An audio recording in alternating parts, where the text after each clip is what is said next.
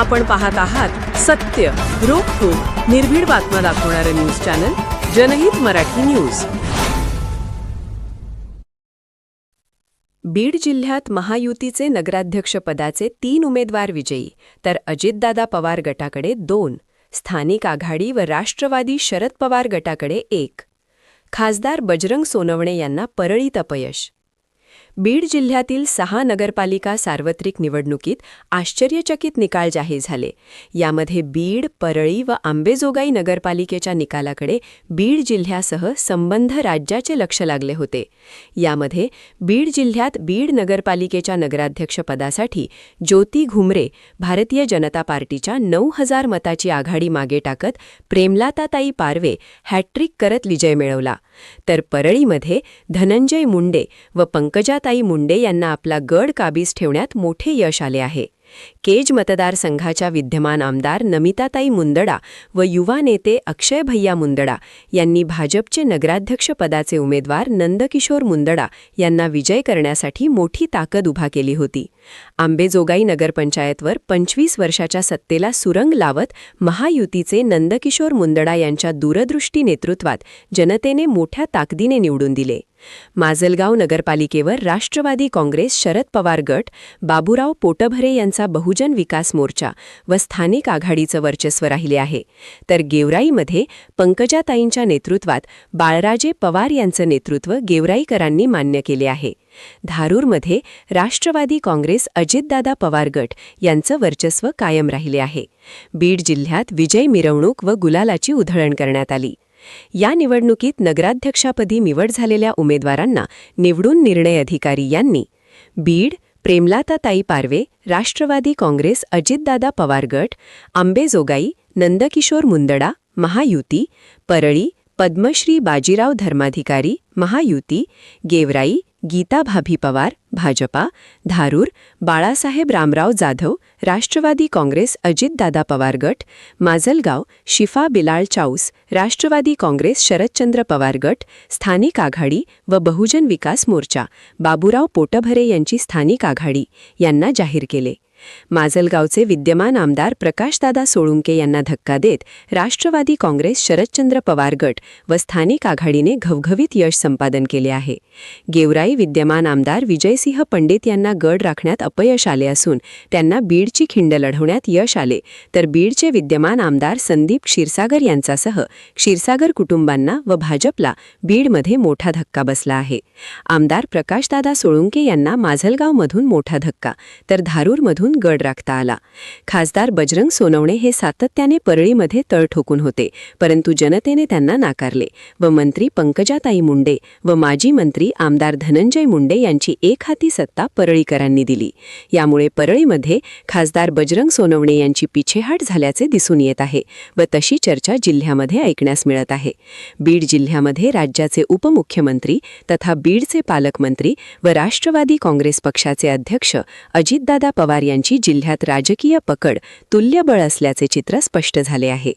पुन्हा एकदा राष्ट्रवादी काँग्रेस, भारतीय जनता पार्टी आणि रिपाईच्या महायुतीला आज या ठिकाणी कौल दिला आहे. जवळजवळ एका दुसरी जागा सोडली तर जवळजवळ सर्व जागा महायुतीच्या आलेल्या आहेत. जे अपक्ष आहेत ते सुद्धा या ठिकाणी महायुतीचेच आहेत. त्यामुळं फक्त आता MIM आणि पंजा कुठंतरी पुढे आहे 2 जागेवर एवढं कळत आहे, पण जवळजवळ सर्व जागेवर या ठिकाणी महायुतीने विजय मिळवला आणि ऐतिहासिक मताने नगराध्यक्ष सुद्धा या ठिकाणी निवडून येतील. प्रचारामध्ये आपल्याला अनेक प्रकारे घेण्यात आलं, आपल्याला भाषण सुद्धा करू दिलेलं. कोणी करू दिलं नाही असं म्हणतात. मला कोणी रोखलं होतं भाषण करायला? मी एवढंच म्हणलं होतं की याचं उत्तर ज्यांनी माझ्यावर टीका केली आहे, ज्यांनी माझ्या परळीला बदनाम केलं आहे, याचं उत्तर मात्र त्यावेळेस मी 2 तारीख बनलं होतं. निवडणूक लांबली म्हणून आज 21 तारखेला परळीच्या मायबाप जनतेकडून ज्यांनी आम्हाला बदनाम केलं त्यांच्या तोंडात ही चपराक आहे. खासदार देखील इथं तळ ठोकून होते. इथं खासदार तळ ठोकून राहिले किंवा इथंच राहिले तरी परळीच्या मायबाप जनतेमध्ये काही फरक पडत नाही. पाहायला गेलं तर भाऊ जिल्हा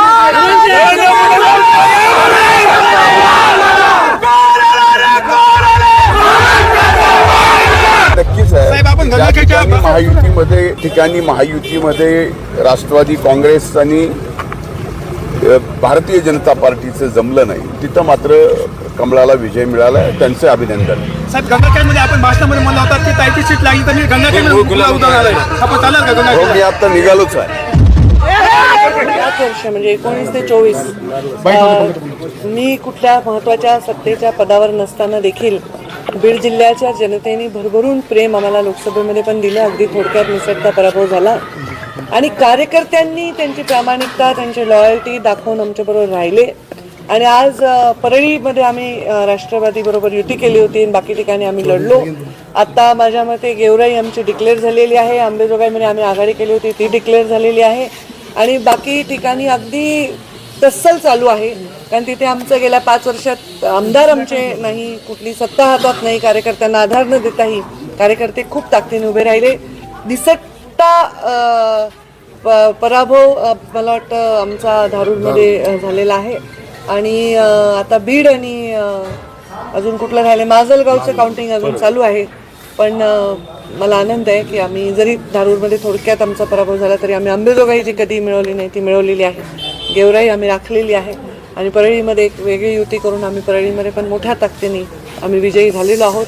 तर जनतेने आमच्यावर विश्वास ठेवला, प्रेम दाखवलं आणि एक सकारात्मक कौल दिला. त्याच्याबद्दल मी जनतेचे मतदारांचे मनापासून आभार मानतो. बीडमध्ये पण मी आता जय पराभव थोडक्यात झाला तरी पण आम्ही तिथे म्हणजे लोकल शक्ती असताना देखील आणि आमच्याकडे आता समजा आता मी जिल्ह्याची पालकमंत्री जालन्याची आहे तर जिल्ह्यामध्ये असं कुठल्याही गोष्टीवर मी प्रभाव नव्हते टाकू शकत किंवा मी फंड देऊ शकत नव्हते. माझ्या कार्यकर्त्याला मी एक पत्र नाही देऊ शकले, 5 लाखाचा फंड नाही देऊ शकले गेल्या 10 वर्षामध्ये. तरी हे कार्यकर्ते एकजूट राहिले आणि त्यांनी विजय मिळवला. तर ते मला वाटतं हे सर्वस्वी अत्यंत आनंदाचा आणि त्यांच्या परिश्रमाचा आणि त्यांच्या लॉयल्टीचा विजय आहे. आणि बीड जिल्ह्याचे लोक हे आमच्यावर भरभरून आशीर्वाद देत आहेत हे याच्यातून सिद्ध होतं. भाजप देशात 1 नंबरचा पक्ष आहे, राज्यात 1 नंबरचा पक्ष आहे आणि भाजप 1 नंबरचाच पक्ष राहील. भाजप 1 नंबरचा असल्यामुळे विकास 1 नंबर होईल आणि जनतेला चांगले भविष्यामध्ये दिवस देण्यासाठी आणि वर्तमान चांगला ठेवण्यासाठी भारतीय जनता पार्टीचे योगदान देशामध्ये राज्यामध्ये अगदी गावाखेड्यामध्ये आहे. विरोधकांनी टीका देखील केली. मी टीकेकडे पाहतच नाही, मी आपलं काम करते आणि जे आहे ते परिश्रमाने करते. विजय सुद्धा तेवढ्याच नम्रतेने स्वीकारते, पराभव सुद्धा तेवढ्याच म्हणजे धैर्याने स्वीकारते. असा माझा आतापर्यंत प्रवास राहिलेला आहे. ऐनवेळी आपण बीड चांगलं झालं. मी तेच म्हणते की आम्ही जिथे 5-10 हजार मतं घेऊ शकत होतो आज तिथे आम्ही 8,500-9 हजारांनी लीडवर आहोत. आणि मी तेच सांगते की सत्ता केंद्र कुठलंही भारतीय जनता पार्टीकडे नसताना आता मी मंत्री आत्ता वर्षापूर्वी झाले पण मी भाजप माझ्या जिल्ह्याची पालकमंत्री देखील नाही झाले तरी या जिल्ह्यामध्ये आम्ही आमच्या कार्यकर्त्यांना काहीच ताकद देऊ शकत नसताना भाजपच्या मतदारांचं मी मनापासून आभार मानते. काही ठिकाणी कडक आमची चालली आहे फाईट. बघू आता काय निकाल. परळीकडे लक्ष असतं राज्याचं बीडमध्ये काय चाललंय बीडमध्ये काय चाललंय तर ठीक आहे, हरकत नाही. बीड हा राज्याचा राजकीय केंद्रस्थानी जिल्हा आहे. फक्त आता या बीड जिल्ह्याच्या विकासाकडे सगळ्यांनी लक्ष द्यावं, बीड जिल्ह्याच्या भल्याकडे लक्ष द्यावं.